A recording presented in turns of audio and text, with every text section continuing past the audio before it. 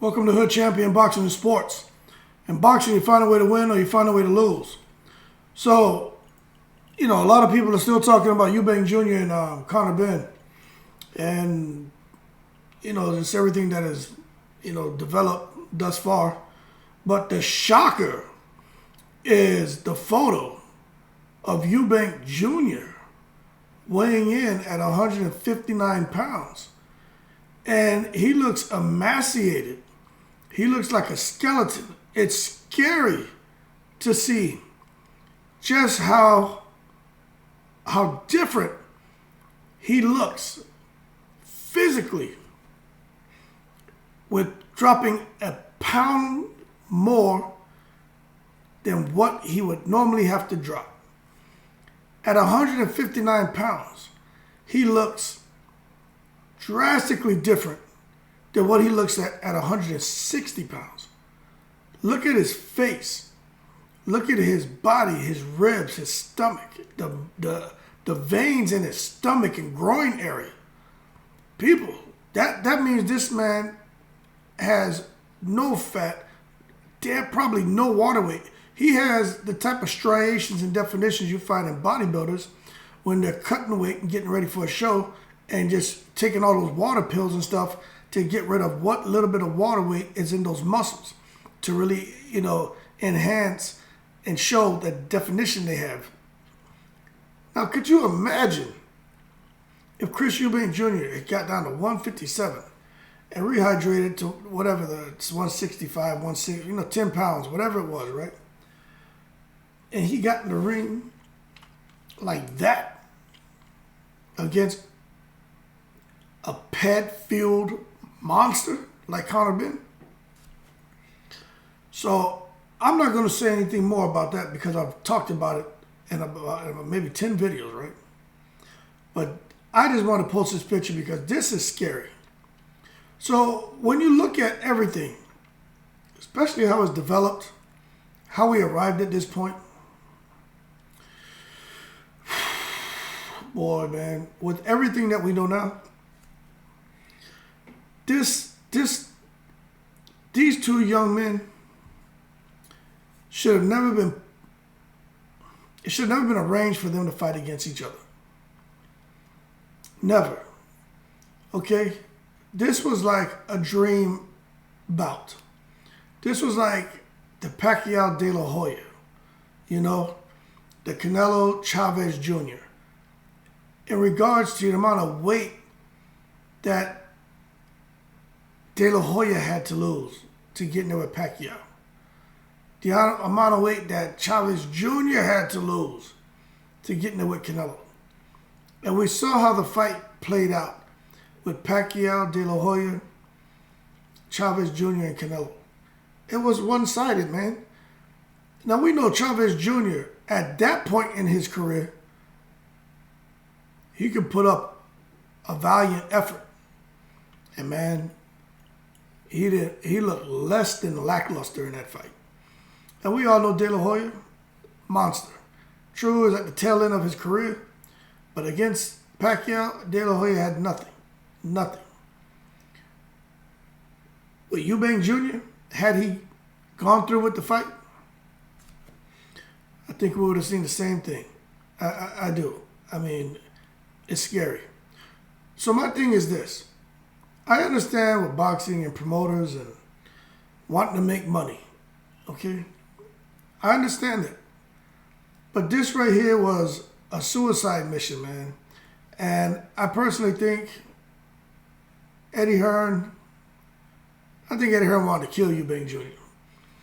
And instead of coming up with this ridiculous catch weight, we know these guys are prideful guys. Eubank Jr. is not going to sit there and say, no, I can't make the weight because of his pride, and his ego. Eddie Hearn preyed on that. They got him to sign the contract, said, well, hey, you agreed to the weight. Like, it's your fault. Now you get in there and fight. Knowing that catch weight was really a dangerous weight for him. But instead of trying to make the fight with these young guys, right? And where you could have one of them potentially get killed in the damn ring. have his father panicking, have kind of split the boxing community, especially out there in the UK, as to whether this fight is something that really needs to be made. But I've said it before in other videos. This fight that Eddie Hearn had assembled was because he needs to put together grand slams. And what I mean by that is every fight he puts on has to be a huge money generator. Okay? There has to be huge profits from these fights. And I strongly believe, and I'm just kind of taking a look at the little clues and all the little key indicators that I'm seeing, that Eddie Hearn is in the red when it comes to the zone and that $1 billion, and he is struggling just to get into the yellow. That's why this fight was made. And that's why he could have cared less about Eubank Jr. getting in that ring and getting killed. Because Eddie Hearn knew that the odds were stacked against Eubank Jr. But he knew his pride would have carried him into that fight, dehydrated, carried him probably beyond round 4 and 5, because he has some boxing skill. He's a well-conditioned athlete, and he has that Eubank last name, and he wasn't going to go in there and just roll over for Conor Benn. But he knew by round 4 or 5, it would have been all downhill, because Eubank Jr., I strongly believe, would have physically, mentally, spiritually, emotionally crashed in the ring. And he would have got hurt. But instead of making a senseless fight for your own financial gain and stir up old rivalries, old bitterness, now you have two fathers, right, who aren't basking in the glory of their son's fight, saying they put up a good fight. You have two fathers now who are extremely miserable, extremely angry, extremely frustrated, and where they could point fingers at each other. So now what you've done is you've reignited an old rivalry with two fierce competitors who will probably be even more ferocious now because they're defending their sons. So everybody suffered here. Stupid, man. Selfish. Conor Benn, the legacy with Conor Benn is ruined forever. His dad, Nigel Benn, yeah, they're independent of each other. I get it. But Nigel Benn, that's his son. So what his son goes through, he goes through. He feels that, man. So the whole Benn legacy, the Benn last name, is forever tarnished and ruined. Because, hey, if Conor Benn did something, it's on him. But I strongly believe Eddie Hearn is well aware of his fighters and different peds they can use and get away with, and what's not on the what's that called, man, where they have a banned substance listing when it comes to UCAD. And that is why Eddie Hearn, which is stupid that he even went the VADA route, so it makes you still question that. But I strongly believe Eddie Hearn knows what substances are banned on VADA and what substances that are banned on VADA aren't banned with the UCAD that they can use and get away with it. I really do believe that. But instead of trying to put together a fight like this, what they should have done is united Benn and Eubank against the Yanks. And I'm going to say that. Now, I live over here in America. I'm just talking, British talk right now.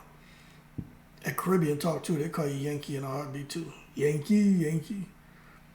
But that's what he should have done. If you look at, could you imagine if he would have said, if Eddie Hearn, instead of being so selfish and so ridiculous, right, and trying to come now and stir up this feud and split the country in half again and maybe have the hooligans spill out into the street over Eubank Jr. and Conor Benn and shit just spiral out of control.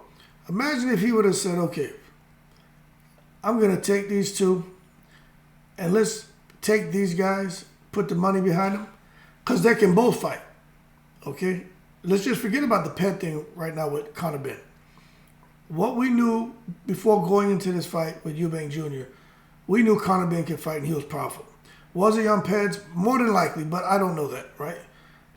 But you have to assume or suspect that, hey, There was some funny business going on, especially if he returns to the ring and he's and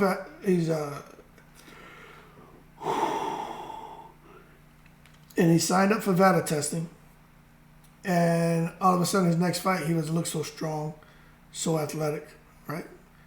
You gotta wonder, like Margarito, man crashed after they found those pads, those concrete blocks in his hand wrap, right? Not the same fighter. But it would have been nice to see, them get behind these two guys and say, hey, you guys come out here on the same front and go kick all the Yankees' asses. Fight all the Americans. 150, 147, 160, 168. Because Conor Benn and Eubank Jr. have the skill set, have the ferociousness, have the awareness, have the IQ. Man, that would have been so nice to see them build on their father's legacies, opposed to making them rivals, which the fathers were for so many years. Instead of talking about born rivals, maybe it's born rivals turned allies. Something like that. And have them come out here and clean up. Because there's enough 147-pound fighters, 160, 168-pound fighters, where Conor Benn can get in there and get some wins. Excuse me. I don't edit out yawns and stuff because I'm human, okay? And for Eubank Jr. to get in there at 160, 168 and get some good wins against some good names. Man, I think that would have generated even more money, more of a buzz, and made everybody happy and brought the country together and made the fathers happy, eliminated the stress levels, opposed to the huge contrast that we have right now. But see, that's not what a promoter or most people are going to look at and say is going to sell. They don't want to unite these guys. They want to keep everybody split. Divide and conquer. Gotta be only one. You know what, man? When you get to the top of the mountain, okay, maybe you get to the top of the mountain and you're the only one up there. And for probably a brief moment of time, it feels good. King of the mountain, here. Nobody else got here. Just me. But when that loneliness hits your ass, when you don't really have no one to talk to, no one can, you can't assimilate with people no more because you're so in the clouds and hoity-toity, and it's horrible, man. It's always nicer for you to get to the top of that mountain and bring people with you. And how nice it would have been to see Eubank Jr. and Conor Benn together get to the top of the mountain, 160, 168 pounds, 147, maybe 154. Those guys get to the top of the mountain. Beat some good fighters. Maybe they don't beat all the elite, but they would beat some. They have a good chance against the elite. But get to the top of the mountain for Britain, both of them. I just think that would have brought more money. I would have think that brought more happiness. It would have definitely brought the country together. It could have avoided all this crap. But that's not how promoters see it, man. That's not how they see it. That's not what they see. Now, Eubank Jr. against Jamal Charlo. You have to give him a chance. He can fight. He's got a chin. Okay? Got to give him a chance. Does he win? I don't know. But you got to give him a chance. Brian Castano. Got to give him a chance. Tim Tszyu. Got to give him a chance. Sebastian Fundora. Funny looking fight. Got to give him a chance. Erislandy Lara. He slowed down. He stands in one spot now. Eubank Jr. still uses his legs. Got to give him a chance. Jaime Munguia. Tough fight. But got to give him a chance. Demetrius Andre. That's a fight they should have made a long time ago. Andre doesn't know what the hell he wants to do. His career is over, man. But got to give him a chance. Gennady Golovkin, right now, Eubank Jr. beats him. I'm going to go ahead and say that. Jamal Charlo, inactive, gets in there with an active Eubank Jr., working with Roy Jones. Just don't know what can happen. Got to give him a chance, right? So what I'm saying is, the big names went up to 160. You start getting up to 168 pounds. You're talking about Canelo, Benavidez, Plant. Already fought Saunders, but right now this Saunders loses. Ryder, Daniel Jacobs, Darrell. When you start talking about those names, got to give them a chance. With any of these big names, Eubank Jr. could win with no problem. Okay? Now, when you start talking about the welterweights and Conor Benn against Terrence Crawford. Tough fight. Got to give him a chance, though.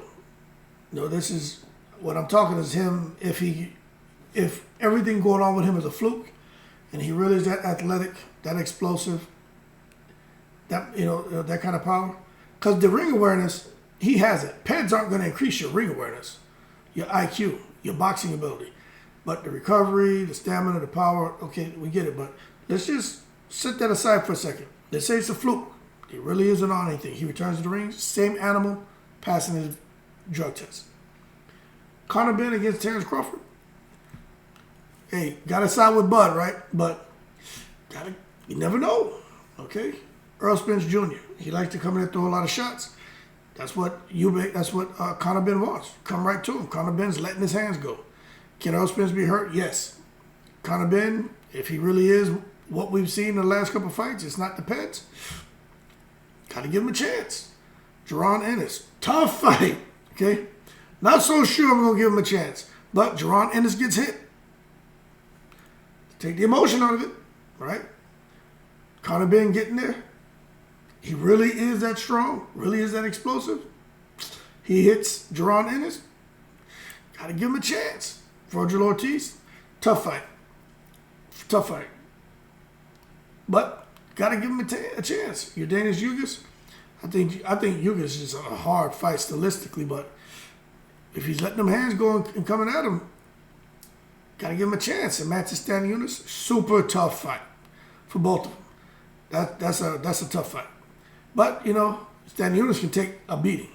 But if Conor Benn hit like what we've seen in those fights, Algieri, Vargas, beat down Granados, gotta give him a chance.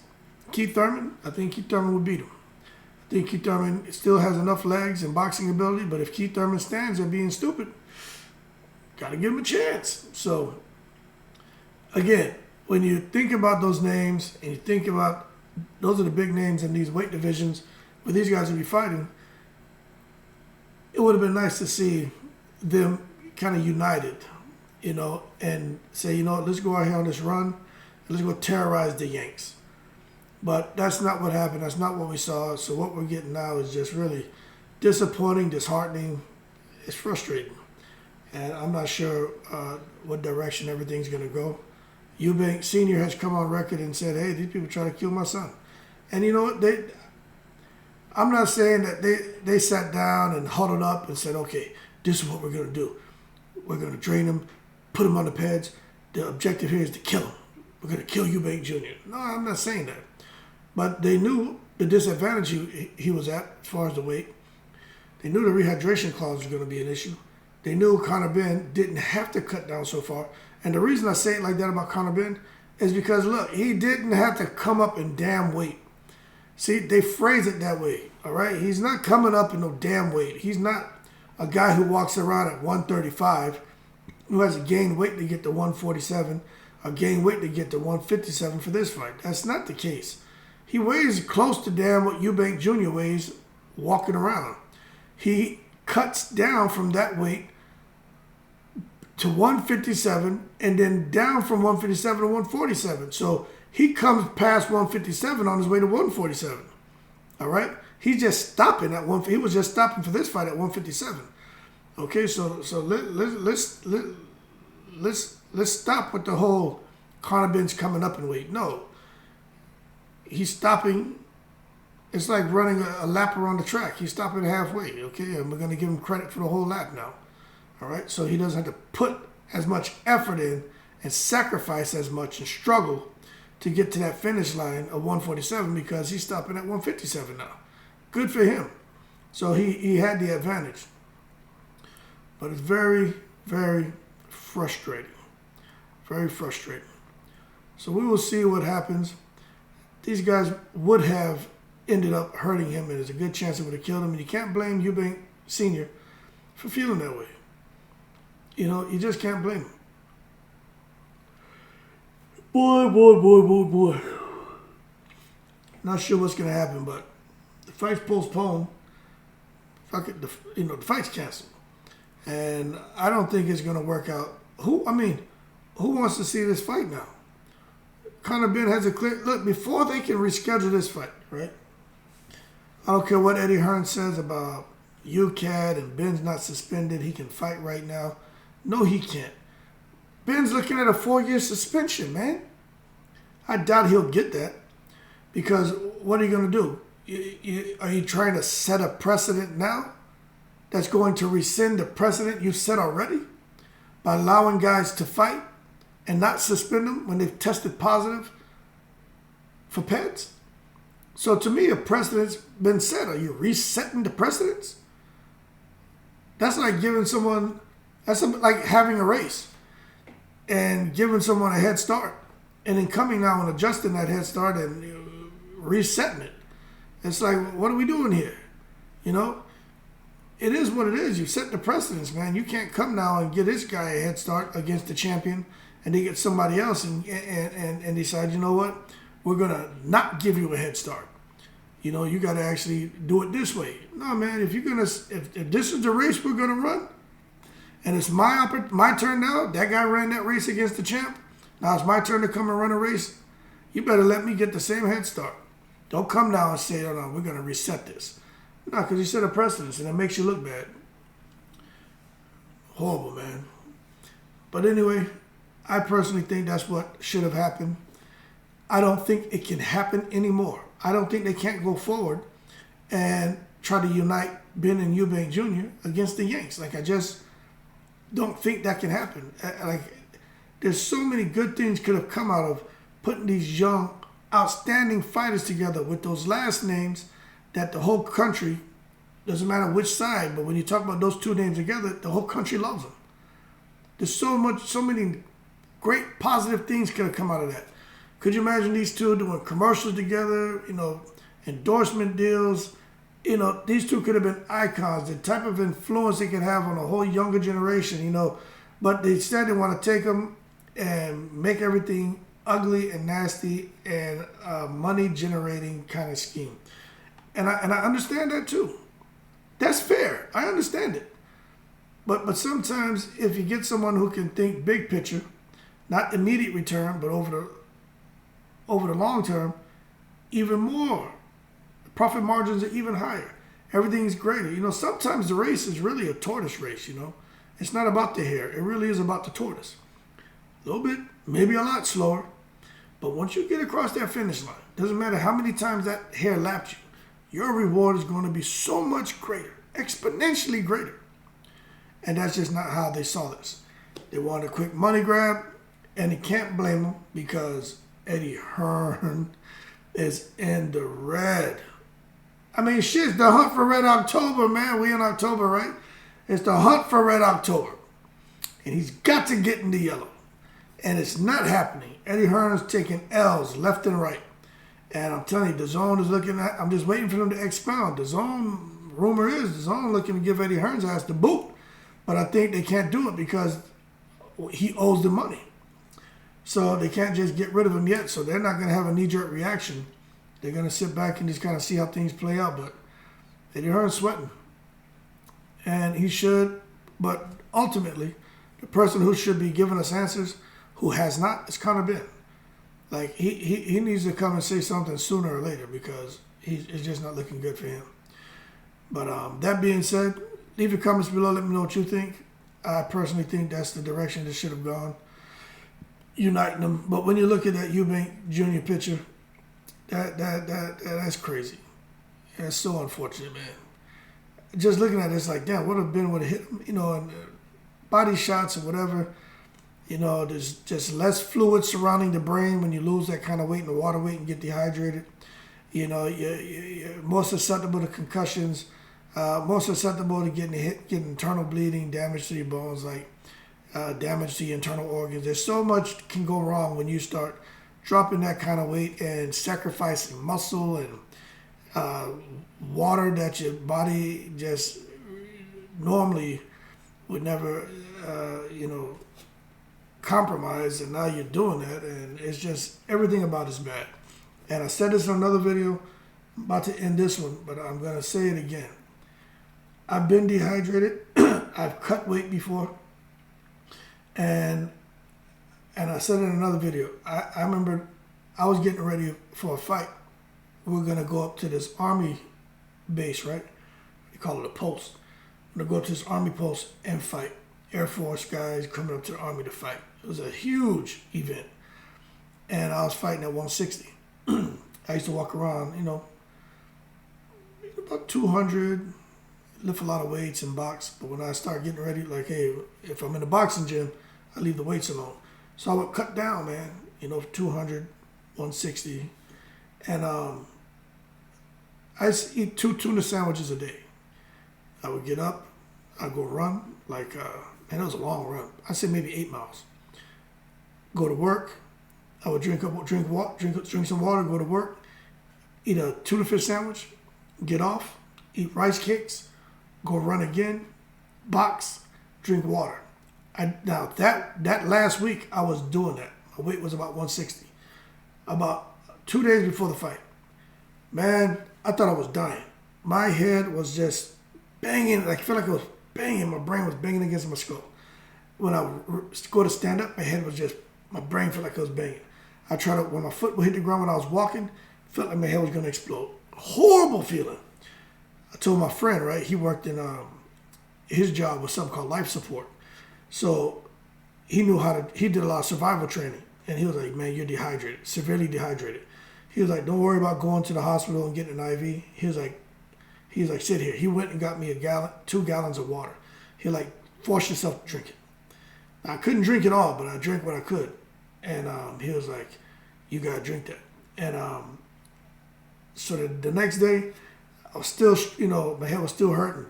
And the coach was like, we had to go do some pre-weigh-ins, And I was telling him, like, man, my head. And he was like, you'll be all right. But then the day of the fight, we had to get in the van to ride up to the Army post. And we were in Korea. And on that ride, going up to that Army post, man, there was so many damn potholes in the road.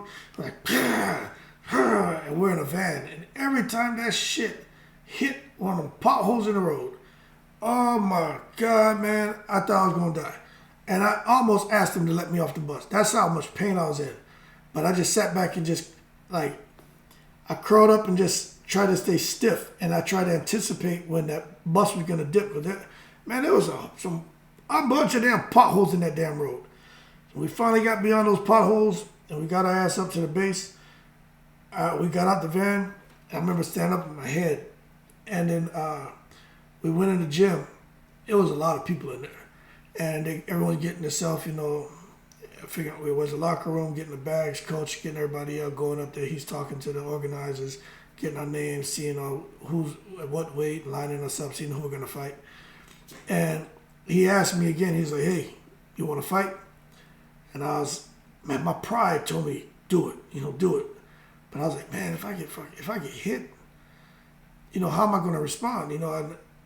And I knew I could handle myself, but I mean, that's how much pain I was in. I was like, I don't think I should fight. He's like, yeah, don't do it. He's like, he's like, did you get an IV? I lied. I'm like, yeah, I got an IV. I'm drinking water. I didn't get an IV. I just doing what my friend who worked in life support, do what he said, just trying to drink these gallons of water. That helped, but that wasn't the answer. I should have went and got an IV.